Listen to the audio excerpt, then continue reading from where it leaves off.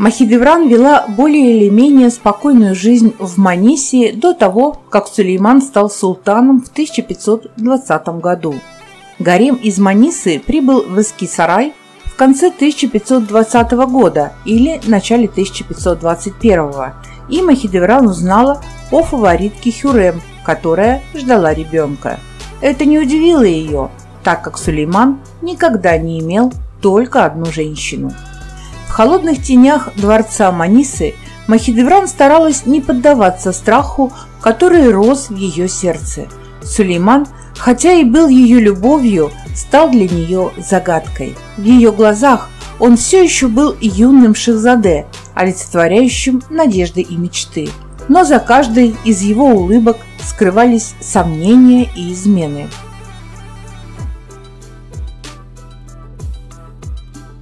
В то время как Филане и Гюльфем наслаждались его вниманием, Махидевран оставалась в тени, получая лишь крошки ласки Сулеймана. Каждую ночь, когда звезды мерцали на небе, она шептала молитвы о любви и верности, но понимала, что Сулейман был капризен. Каждый новый день приносил с собой угрозу. Другая женщина могла стать тем счастливым посохом, который погасит ее свет. Внутренние конфликты Махидевран обострялись, пока тишина дворца становилась все более оглушительной. Ее повседневная жизнь превращалась в драму, где преданность, честолюбие и страх переплетались в едином танце, ожидая своего разрешения.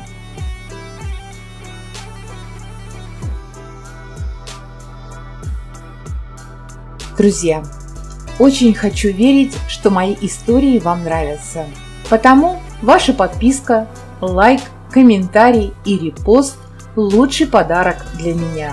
Не забывайте про возможность смотреть мои ролики в ВК-видео и на Дзен-канале, а также переходите в Телеграм. Все необходимые ссылки вы найдете в комментариях. Сулейман всегда отличался многими любовными увлечениями, и его привычка никогда не ограничиваться одной женщиной была известна. Махидевран понимала, что ее статус и привилегии зависят от расположения султана, что стало для нее тяжелым бременем. Несмотря на утраты и унижения, она посвящала все свое внимание воспитанию сына Мустафы, стремясь сделать его достойным наследником, способным справиться с интригами во дворце. В то же время Хюррем активно укрепляла свои позиции, использовала возможности для разрыва отношений между Махидевран и султаном, стремясь завоевать его сердце и подорвать авторитет соперницы. В гареме царила сложная и напряженная атмосфера, где каждое действие имело значение. Несмотря на все трудности, Махидевран сохраняла внутреннюю силу и старалась избегать конфликтов, понимая их возможные катастрофические последствия. В условиях, когда женская судьба зависела от мужчин и детей, ей приходилось проявлять мудрость, чтобы сохранить хоть какое-то влияние в гареме. В сериале, так же как и в истории, рассматриваются сложные отношения между султаном и двумя наложницами – Махидевран и Хюррем. Махидевран, возможно, была уверена, что занимает особое место в сердце султана и что он одинаково любит обеих женщин. Она могла считать, что султан планирует развивать свои отношения как с ней, так и с Хюррем. Однако на самом деле динамика этих чувств была намного сложнее, и любовь султана к ним не была одинаковой. Махидевран, судя по всему, недооценивала истинные предпочтения султана и его истинные намерения. Историками утверждается, что Сулейман никогда не рассматривал Махидевран в том свете, в котором она сама себя воображала. Их отношения в сериале показаны как ложные и искажающие реальность. Махидевран была лишь одной из многих женщин в гареме султана, и если бы не трагические обстоятельства, ей вряд ли удалось бы выделиться среди других. Сулейман не имел причин уделять ей больше внимания, чем другим, а ее соперничество с Хюррем было бы невозможным, так как ни одна из этих женщин не имела шансов против второй. Таким образом, историки подчеркивают, что отношения Махидевран и Сулеймана не были настолько значительными и уникальными, как она считала, и что реальность была гораздо приземленная, чем лирическая интерпретация их связи в сериале. Давайте посмотрим на эту историю глазами современности. В 1521 году чума унесла жизни всех детей султана, кроме Мустафы и новорожденного сына Хюррем. Это сделало Мустафу старшим наследником и подняло статус Махидевран на уровень старшей жены, выражаясь фигурально. Это говорит нам лишь о том, что если бы не эти события, Махидевран вообще вряд ли бы оставила в истории такой любовный след. Скорее всего, мы увидели бы глубоко несчастную женщину, чья судьба была лишиться своего единственного сына. Хотя эту сцену нам и показали в сериале. А что тем временем султан? Сулейман продолжал проводить время с Хюррем, у которой к 1532 году родилось 5 сыновей и дочь. Это привело к игнорированию Махидевран и ее сына султаном. Несмотря на сложные отношения Махидевран и Хюррем, физического насилия между ними не было, и любые агрессивные действия со стороны Махидевран могли бы привести к ее изгнанию и даже казни. В исторических источниках нет упоминаний о подобных событиях. Бедная брошенка Махидевран. Как же ей тяжело было при этом. Она понимала, что ее сыну нужна не только сила, но и умение вести переговоры, переживать кризисы. Поэтому, находясь в Манисе, она собирала мудрецов и учителей, делая все возможное для обеспечения Мустафе лучшего образования.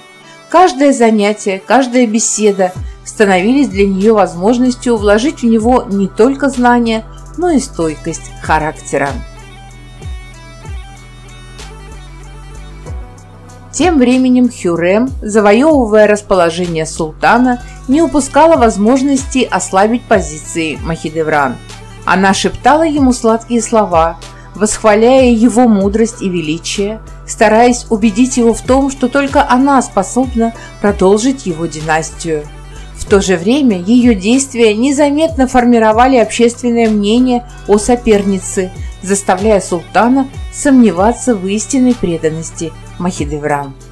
В этой борьбе, полной маневров и недомолвок, обе женщины осознавали, гарем – это не просто пространство для жизни, а поле битвы за будущее своих детей. Стратегии, разыгрываемые ими, были не просто личными, они ставили под угрозу их мечты, желания и самих себя. Махидевран, несмотря на внезапные всплески тревоги, старалась оставаться эмоционально непоколебимой, надеясь, что верность и честность в конце концов вознаградятся ей.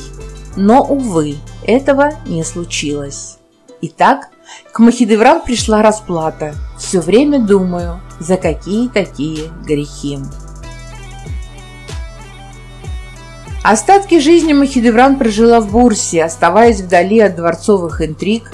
Каждый день женщина вспоминала Мустафу, его улыбку, его мечты, которые были разбиты в ущерб коварству и зависти. Ее душа наполнялась горем и ненавистью к тем, кто потворствовал смерти ее сына. Но, несмотря на отчаяние, она нашла в себе силы жить ради его памяти.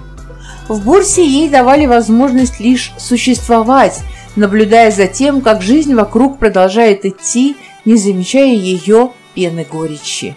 Она часто гуляла по улицам города, погружаясь в раздумья, и каждый знакомый поворот возвращал ее к воспоминаниям о былом величии.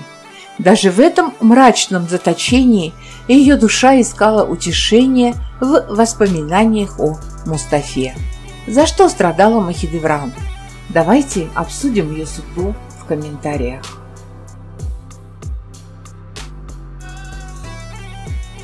Друзья, очень хочу верить, что мои истории вам нравятся. Потому ваша подписка, лайк и комментарий, а также репост – это лучшая награда для меня. Не забывайте про возможность смотреть мои ролики на площадке ВК-видео и на Дзен-канале, а также заходите ко мне в Телеграм. Все необходимые ссылки вы найдете в описании к этому видео. Спасибо, что смотрите, спасибо, что доверяете. Мои истории звучат только для вас, мои любимые, славные и добрые. Люблю вас, всем добра, вас обняла Оливия.